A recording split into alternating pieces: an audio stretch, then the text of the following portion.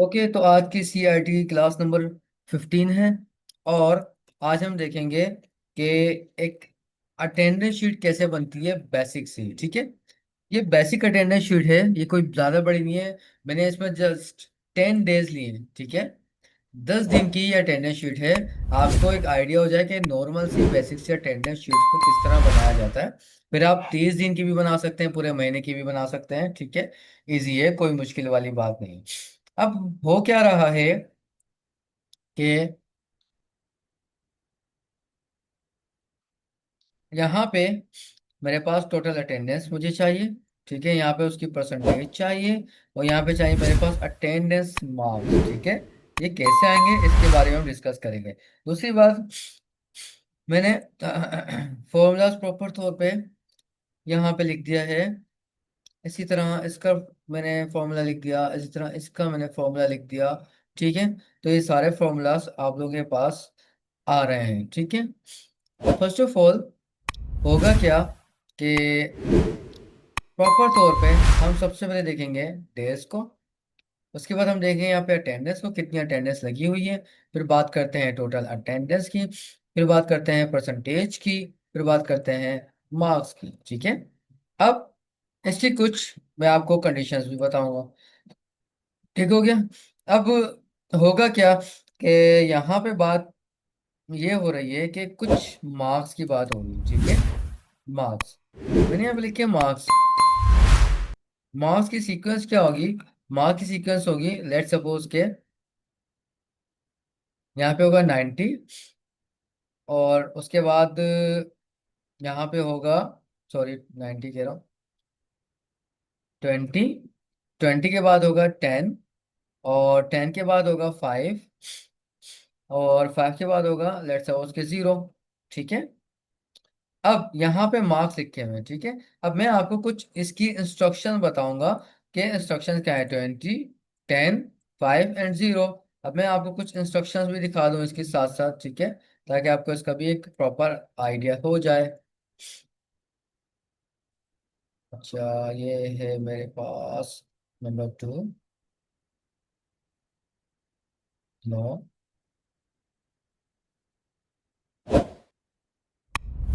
ये आ गया। ठीक है, अब यहाँ लिखा हुआ क्या है कि using a spreadsheet, create a create and print attendance register page show 10 days. ठीक है, 10 दिन का यहाँ पे एक क्या बनाना है, हमें अटेंडेंस शीट बनानी है। देन यहाँ पे हमारे पास स्टूडेंट्स के नेम मौजूद हैं। ठीक है, 10 डेज मौजूद हैं, उनकी अटेंडेंस मौजूद है। ठीक है, अब यहाँ पे लिखी हुई है इंस्ट्रक्शंस।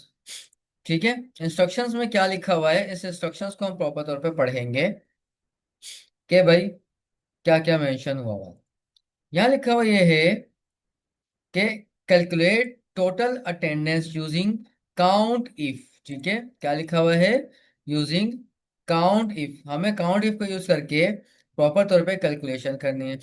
उसके बाद क्या है, उसके बाद की भी बात देख लेते हैं हम। ठीक है, उसके बाद ये है कि नंबर 2 पे हमारे पास enter a formula to calculate percentage. फिर हमें परसेंटेज को भी कैलकुलेट करना होगा। फिर आता है थर्ड नंबर पे लिखा हुआ ये है कि 20 मार्क्स कब होंगे? If percentage is equal to और अबव 90%। अब यहाँ पे बात ये हो रही है कि अगर 20 मार्क्स किसी के भी हैं, if percentage is equal to और अबव, यानी कि 90% के बराबर है या उससे ऊपर है। ठीक है, ये बात को ध्यान में रखना, 90% के बराबर है या उससे ऊपर है, तो भाई मार्क्स मिलने चाहिए। कितने मार्क्स मिलने चाहिए? 20। इसी तरह हम यहाँ पे आ जाते हैं कि भाई 10 मार्क्स कब मिलेंगे? If percentage is equal to और अबव 50%। कि भाई परसेंटेज अगर 50 हो या उससे ऊपर हो, तो भाई मार्क्स मिलने चाहिए यहाँ पे 10। ठीक है, मार्क्स मिलने चाहिए 10। इसी तरह बात होती है यहाँ पे कि 30%। ठीक है, यानी कि if percentage is equal to और अबव 30%, और अबव, ठीक है, यानी कि बराबर हो या फिर इससे ऊपर हो, तो हमारे पास मार्क्स मिलने चाहिए 5। ठीक है, उसके बाद कहते हैं कि 30%, ठीक है, यानी कि फॉर बिलो 30%, जो 30% से बिलो होगा यानी कि नीचे की तरफ जा रहा होगा 30% से, तो उसको मार्क्स होंगे 0। तो भाई 30% तो ऑब्वियसली सी बात है 0 ही होगा। तो इस बात को गौर से समझें, दोबारा बता रहा हूँ। परसेंटेज कैसे निकलेगी कि 90% हो या इससे ऊपर हो तो मार्क्स मिलने चाहिए कितने, मार्क्स मिलने चाहिए 20। इसी तरह अगर सेकंड में बता रहे हैं कि 50% या इससे ऊपर परसेंटेज आए, 50% हो या इससे ऊपर परसेंटेज हो, तो यहाँ पे मार्क्स मिलने चाहिए हैं हमें 10। ठीक है, फिर थर्ड, थर्ड पे क्या कहते हैं, थर्ड पे कहते ये हैं कि अगर मार्क्स 30 के बराबर हो या 30 से ज्यादा, मीन्स के 30 हो या 30% से ज्यादा हो, तो भाई कितने मार्क्स मिलने चाहिए, फिर मार्क्स मिलने चाहिए 5। तो आई होप कि क्लियर होगा। अब बात ये होती है कि भाई यहाँ पे लास्ट में कंडीशन चेंज है, यहाँ पे चेंज ये है फॉर बिलो 30%। इसको समझे, फॉर बिलो 30%, अगर 30% से नीचे की तरफ जा रहा है यानी कि 30% से कम है, तो मार्क्स मिलने चाहिए कितने, 0। 0 मीन्स के 0 खत्म, कुछ भी नहीं बचा। तो भाई आई होप कि आपको समझ में आएगी, ये मेरी क्या थी, एक इंस्ट्रक्शन थी। ये इंस्ट्रक्शन थी, इस इंस्ट्रक्शंस को आप लोगों ने मेरी देख लिया होगा कि मैंने आपको क्या बताया। ठीक है, सो आई होप कि आपको क्लियर होगा, समझ में आएगा। स्टेप नंबर 1 फॉलो करेंगे, फिर हम 2 को फॉलो करेंगे, फिर हम 3 को फॉलो करेंगे, उसके बाद हमारे पास ये वाला ऑप्शन आ जाए। ठीक हो गया, लास्ट ये होगा। सो फर्स्ट ऑफ ऑल हम चलते हैं अपने एक्सेल की तरफ। ठीक है भाई, आई होप कि आज की क्लास भी काफी ज्यादा अच्छी रहेगी। ये आ गए हम एक्सेल की तरफ। अब यहाँ पे सबसे पहले हमने निकालनी होगी अटेंडेंस। अब देखें, ये लिखा हुआ पी, पी मीन्स प्रेजेंट और ए मीन्स एब्सेंट। हमें निकालना ये है कि कितने प्रेजेंट हैं और कितने एब्सेंट हैं। ठीक है भाई, अब हम यहाँ पे पुट करेंगे फॉर्मूला कौन सा, काउंट इफ वाला। ठीक है, मैं क्या करूंगा, इक्वल्स टू प्रेस करूंगा और लिखूंगा काउंट इफ और ब्रैकेट खोलूंगा। ब्रैकेट खोलने के बाद यहाँ पे बात ये हो रही है कि भाई डे 1 से लेके डे 10 तक, इट मीन्स, दोबारा से रिपीट कर रहा हूं, ठीक है बेटा, कि डे 1 से लेके डे 10 तक, ठीक है, मैं कलर चेंज करके आपको हाईलाइट करके शो कर देता हूँ। डे 1 से डे 10 तक के क्या चाहिए, डेज चाहिए। ठीक है, जो कि हमारे पास यहाँ पे मौजूद है। तो इस पे हमें काम करना है। तो हम कैसे करेंगे, सीधी सी बात ये है, हमने क्या करना है, सबसे पहले इसका सेल उठाना है, यानी कि रेफरेंस उठाना है सेल का। और सेल का रेफरेंस क्या है, ये डी से नीचे होता है, ये डी हो गया। उसके बाद रो नंबर हो गए 3। ठीक हो गया भाई, समझ में आ गया होगा, ये रो नंबर हो गए 3 यानी कि D3। इसी तरह ये रो कॉलम नंबर M हो गया। और आगे बढ़ते हैं तो ये भी रो नंबर 3 हो गया, यानी कि D3 से M3 तक हमने ये काम करना है। ठीक है, तो आई होप कि आपको समझ में आ रहा होगा, क्लियर हो रहा होगा। ठीक है भाई, तो हम इधर आ जाते हैं वापस अपने फॉर्मूले के अंदर। मैंने यहाँ पे क्लिक किया और मैं लिखा D3। ठीक है, D3 लिखा तो देखिए मेरा डे 1 सेलेक्ट हो गया। ठीक है, उसके बाद मैंने कॉलन लगाया और मैं लिखा M3, यानी कि M3। जब मैंने M3 लिखा तो प्रॉपर तौर पे ये सिलेक्ट हो गया। अब देखें, आई होप कि आपको समझ में आ रहा होगा, लेकिन एक प्रॉब्लम ये है कि हमें डेज को, तरीका क्या है सिलेक्ट करने का, कि हम क्या करते हैं D3 से M3 लेते हैं, बीच में कॉलन लगाते हैं। तो अब हमने करना क्या है, आई होप कि 10 डेज वाली कहानी आपको समझ में आ गई। तो मैं बैक स्पेस जाता हूँ।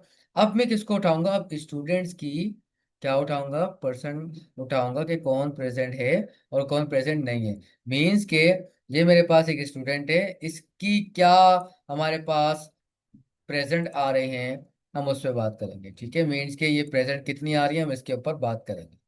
अब यहाँ पे कुछ कंडीशन बदल जाएगी। तो भाई अब डी से यहाँ पे सेल उठाऊंगा मैं, और ये सेल आ रहा है D4। ठीक है, योगो क्लियर होगी, D4। और फिर M से लेके यहाँ तक आऊंगा, और इसी तरह M4 आ रहा है मेरा। ठीक हो गया, M4। तो भाई अब क्लिक करते हैं फॉर्मूले के ऊपर। मैंने क्लिक किया M, सॉरी D4, कॉलन लगाया और लिखा M4 और ब्रैकेट को कर दिया मैंने क्या चीज, अभी बंदी करूंगा, सबर करें, पहले मैं आपको चीज समझा दूं। अब हुआ क्या, ये मेरे पास नाम था काशिफ, ये उसकी अटेंडेंस लगी हुई है 1 दिन से लेके 10 दिन तक की, और 10 दिन के अंदर टोटल P लिखा हुआ है, इट मींस प्रेजेंट। तो हमें जो चीज ढूंढनी है इस फॉर्मूले के अंदर हम वो चीज लिखेंगे। मैंने लगाया कॉमा, अब मैं लगाता हूँ कोटेशन मार्क। ठीक है, अब कोटेशन मार्क के अंदर मैं वो अपनी चीज लिखूंगा जिस चीज को मैं तलाश कर रहा हूँ, ढूंढ रहा हूँ। मैंने P लिखा, दोबारा से क्वेश्चन मार्क लगाया, ब्रैकेट को बंद कर दिया। अब ये सिर्फ हो क्या रहा है, पी को ढूंढेगा, क्योंकि मैंने क्या कर दिया, क्वेश्चन मार्क के अंदर पी दे दिया। अब ये क्या करेगा, सिर्फ और सिर्फ पी को ढूंढेगा। तो ये फॉर्मूला मेरा नोट कर लीजिएगा। उसके बाद मैंने एंटर किया, एंटर करने के बाद मेरी क्या आ गई, 10 प्रेजेंट आ गए। तो भाई इसकी 10 प्रेजेंट थी, ठीक है, कोई एब्सेंट नहीं थी, तो 10 आ गया। इसकी प्रेजेंट थी 5, तो यहाँ पे 5 आ गया। ठीक है, इसकी प्रेजेंट थी मेरे पास 9, तो यहाँ पे 9 आ गया। इसकी प्रेजेंट थी मेरे पास 5, तो 5, फिर से 5, फिर 5, अब 4, ये 4 दिन प्रेजेंट हुआ है। फिर आ गया 7, ये 7 दिन प्रेजेंट हुआ है। फिर आ गया 10, ये भी पूरा 10 दिन हुआ है। तो दो हमारे पास 10 आ रहे हैं, एक ये आ रहा है और एक ये आ रहा है। ठीक है, तो दो हमारे पास 10 दिन प्रेजेंट रहे हैं। ठीक है, आई होप कि आपको ये चीज क्लियर हो रही होगी और समझ में आया होगा। ठीक है, अब यहाँ लास्ट में हो क्या रहा है कि ये बच्चा 1 दिन आया है। ठीक है, अब 1 दिन आया है, तो यहाँ पे इसकी एक प्रेजेंट लगी हुई है, ये रही। ठीक है, बाकी सब जगह इसकी एब्सेंट चल रही है। तो भाई अब ये हमारा टोटल अटेंडेंस वाला फॉर्मूला लग चुका और रिजल्ट भी आ गया। तो अब आ जाते हैं हम परसेंटेज के ऊपर। अब परसेंटेज पे आते हैं, परसेंटेज निकलेगी यहाँ पे। अब परसेंटेज का क्या फॉर्मूला होगा, इज इक्वल टू प्रेस करूंगा। ठीक है, सबसे पहले मैं उठाऊंगा क्या चीज, सबसे पहले मैं उठाऊंगा N4, यानी कि मुझे टोटल अटेंडेंस को उठाना है, M4। ठीक है, M4 हम उठाएंगे।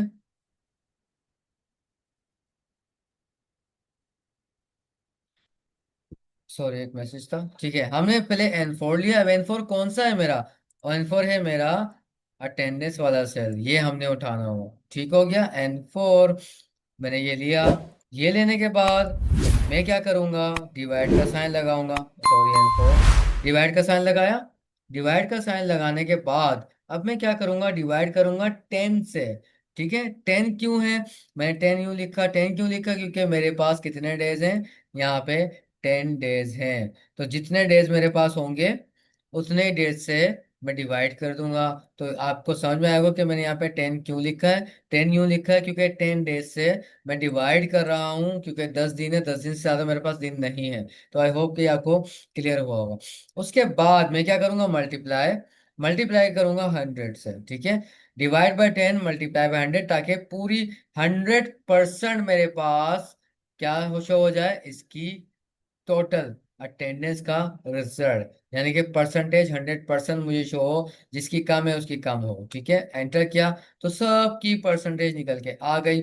इट मीन्स, अब आप गौर से देखिएगा, यहाँ पे 10 है तो उसकी 100%, यहाँ पे 5 है तो उसकी 50%, यहाँ पे 9 है तो उसकी 90%, यहाँ 5 है तो 50%, 50%, 50%, 4 है तो 40%, 7 है तो 70%, 10 है तो 10%, और अगर 1 है तो 10%। तो आपको क्लियर हुआ होगा बेटा, समझ में आया होगा। ठीक है भाई, ये कुछ कंडीशन थी, आई होप कि आपको समझ में आई होगी। ठीक हो गया। उसके बाद ये कहानी तो क्लियर हो गई, अब आता है थोड़ा सा बड़ा फॉर्मूला। अब आपको इसको समझने की जरूरत है, मैं आपको डिटेल में तरीके से इसको समझाता हूँ। ठीक है, ओके। अब मेरे पास ये फॉर्मूला मौजूद है। ठीक है, मैं क्या करता हूँ, इतना फॉर्मूला सिलेक्ट करता हूँ और यहाँ से मैं कलर चेंज कर लेता हूँ। फिर इतना फॉर्मूला सिलेक्ट करता हूँ, यहाँ से मैं फिर से कोई दूसरा कलर चेंज कर लेता हूँ, लेट सपोज ये वाला। फिर इतना फॉर्मूला सिलेक्ट करता हूँ, यहाँ से मैं कोई और कलर दे देता हूँ। फिर इतना फॉर्मूला सिलेक्ट करता हूँ। ठीक है, यहाँ से मैं कुछ और कलर दे देता हूँ, लेट सपोज के, चलिए। तो आप अब आप इस चीज पे बात करेंगे, अब आप इस चीज को समझेंगे। ठीक है, कि इसमें हमें करना क्या है। ठीक है, अब करना ये है कि,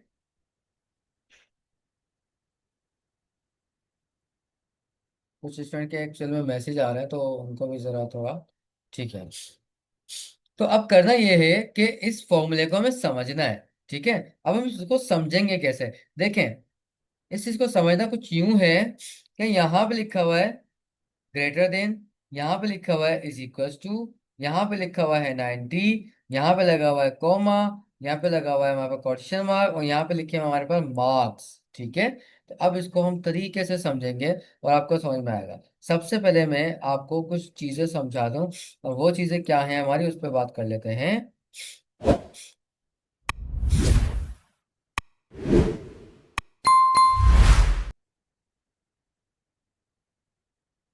ओके, तो अब यहाँ पे हम बात करते हैं।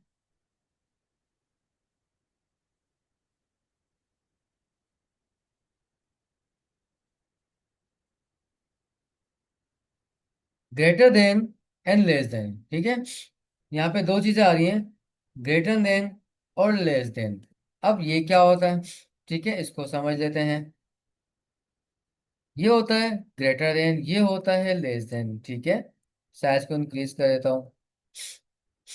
ये होता है ग्रेटर देन और ये होता है लेस देन। मैंने इसीलिए लिख भी दिया ताकि आपको ये चीज क्लियर भी हो जाए, ठीक है।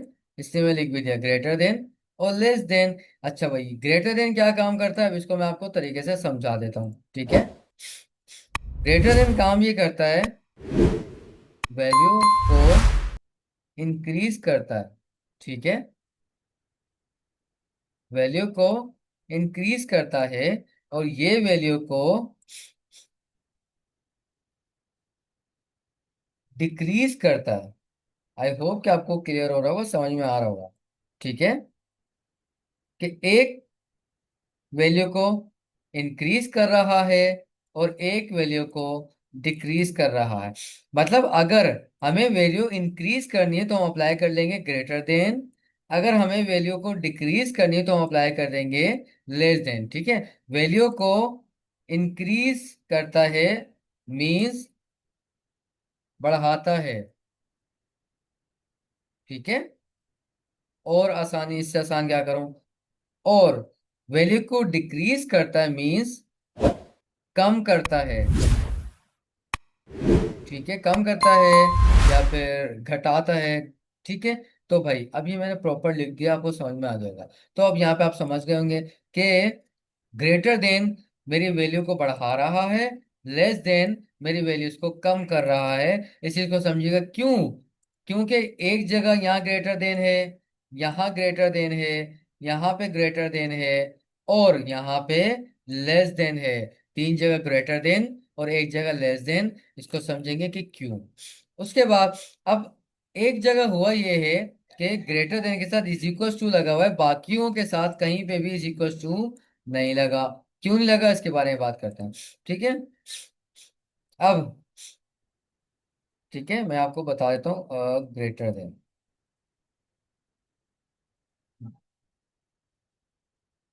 ग्रेटर देन और इज इक्वल टू, ये क्यों लगता है और कब लगता है, इसके बारे में बात करते हैं, ठीक है। वैल्यू को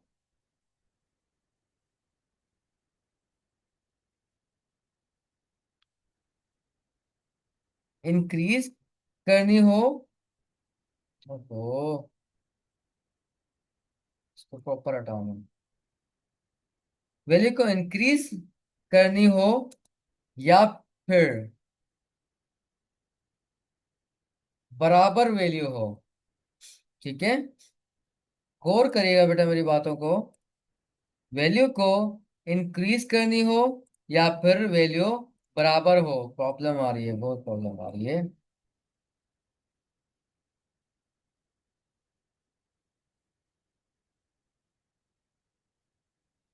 बराबर हो, ठीक है। अब आपको क्लियर हो जाएगा। तो देखें भाई, अब यहाँ पे आपको क्लियर हो गया होगा कि अगर वैल्यूज को इंक्रीज करना है तो ग्रेटर देन, कम करना है तो क्या करना है, लेस देन। अगर बढ़ाना है और बराबर भी रखना है तो ग्रेटर देन के साथ इज इक्वल टू लगाएंगे। अब बराबर से मुराद ये है कि भाई यहाँ पे लिखा हुआ है मेरे पास 90, क्या लिखा हुआ है 90। अब 90 हो या फिर 90 वन हो, और से सुनिएगा बेटा, 90 हो या फिर 91 हो, ये क्या करेगा, ये आपको 20 मार्क्स देगा। इस बात को बेटा ध्यान में रखना, ठीक है। 90 हो या फिर 91 हो, ये क्या करेगा, आपको क्या करेगा, 20 मार्क्स प्रोवाइड करेगा। 90 हो या 91 हो, क्यों, क्योंकि हमने इज इक्वल टू लगाया हुआ है कि भाई 90 के बराबर हो या 90 से ऊपर हो, तो आपने इसको मार्क्स 20 दे देने हैं, ठीक है। 90 या 91 या 90 से कितना भी ऊपर चले जाए, आपके मार्क्स 20 ही आने हैं, ठीक है भाई। इसी तरह 50, अब भाई 50 हो, ठीक है, मीन्स के जैसे ये वैल्यू लिखी हुई है, ठीक है, 50 हो या फिर उससे ऊपर हो, तब भी मार्क्स 10 आ जाने चाहिए। 30 हो या फिर 30 के बराबर हो या 30 से ऊपर हो, तो मार्क्स मिलने चाहिए 5। अब यहां पे आ रहा है लेस देन, जो 30 से कम होगा ना, वो फेल होगा, क्योंकि लेस देन है, यहाँ पे वैल्यू हमारी कम हो रही है। आई होप कि आपको समझ में आ जाएगी ये बात। अब हम एक काम करते हैं, इस फॉर्मूले को हम अप्लाई करके देखते हैं कि अप्लाई होगा कैसे, ठीक है। अब ये अप्लाई ऐसे होगा, देखें, ये एक, दो, इसी तरह तीन, और ये चार, चार जगह हुआ हुआ क्या है, चार जगह मेरे पास O4 अप्लाई हुआ हुआ है, ठीक है। चार जगह मेरे पास O4 अप्लाई हुआ है। तो बेटा एक बात को ध्यान में रखना कि मेरे पास O4 आ रहा है, आपके पास जरूरी नहीं है O4 आए या फिर N4 आए या फिर कुछ भी आए। आप जिस सेल में लिखेंगे, आपने वो सेल को चूज करना है। फर्ज करें आपने यहाँ पे, मैंने लिखा हुआ है भाई ये वाला सेल, और ये मेरा O4 है, ये देख रहे हैं आप O, और मैंने ये लिखा हुआ है N सेल में, ये देख रहे हैं आप N का कॉलम है और ये N का सेल आ गया।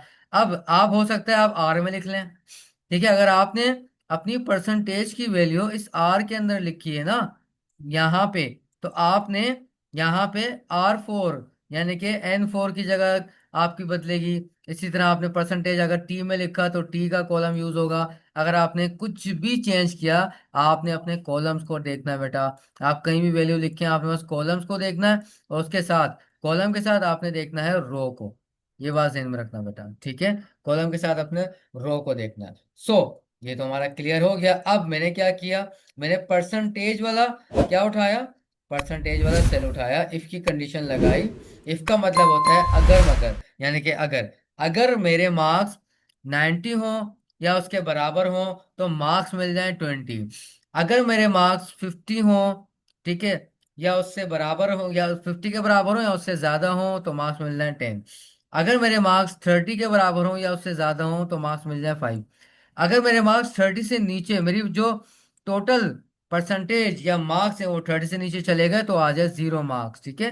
तो आई होप कि आपको समझ में आ रहा होगा। ये थोड़ा सा फॉर्मूला कंफ्यूजन है, बड़ा है, लेकिन मैंने इस तरह आपको अंडरस्टैंड किया, समझाया, एक्सप्लेन किया कि आपको समझ में आ जाएगा, ठीक है। तो आई होप कि आपको क्लियर हो गया होगा।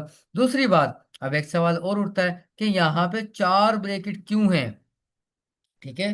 देखो बेटा, जितनी बार वैल्यू खुलेगी उतनी ही बार आपके ब्रैकेट बंद होंगे। अब मैं आपको समझाता हूँ।